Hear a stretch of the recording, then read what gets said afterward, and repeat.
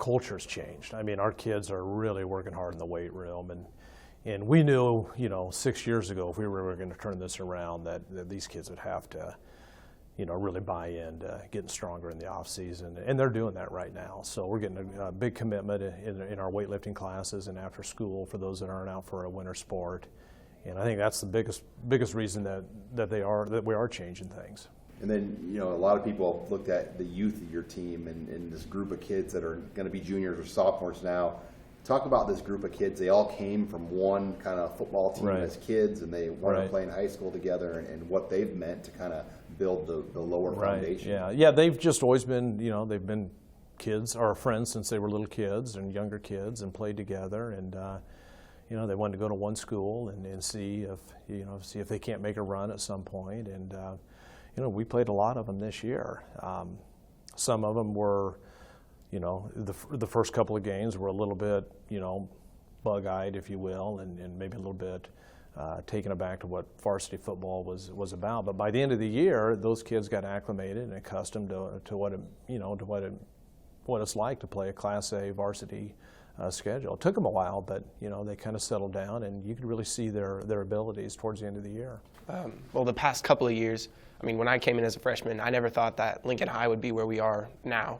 The current sophomore class, they're going to be they were a huge help to us in the skill position areas. Just to have that speed, have that quickness as a weapon that we could use, it was really transformative for our offense, especially. This year, we were tired of everybody saying that Lincoln High was never going to be anything more than, 1 in whatever, 3 and 5 or whatever we were. We needed this year to be great. So that's what we set our goals for. We wanted to make it to the playoffs, and we wanted to see how far we could go. So that's all you could really ask for, is just set your goals and make them. He's a team guy. I mean, it's not about him. He'll always put the team first. We haven't had a lot of that, and he just kind of exudes, team first, team first, team first. And a lot of these younger guys are seeing that. He doesn't say a whole lot, but just the way he carries himself and his work ethic is huge. My work in the off season, that last summer, I really tried to step up what I was doing in the weight room especially, and then on the field, working speed, quickness, agility, just kind of trying to get our footwork and technical stuff down. That's really what I think put me ahead of everybody else. His strengths would be his motor.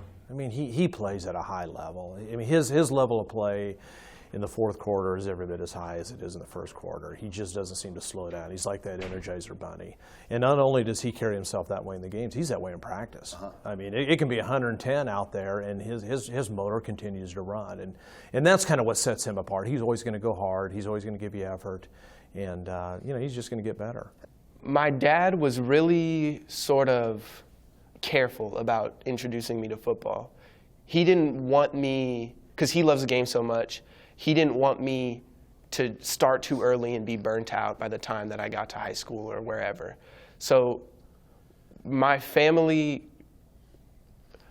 it was always on the back burner for me until I got into middle school, and then I started really trying to get involved with it.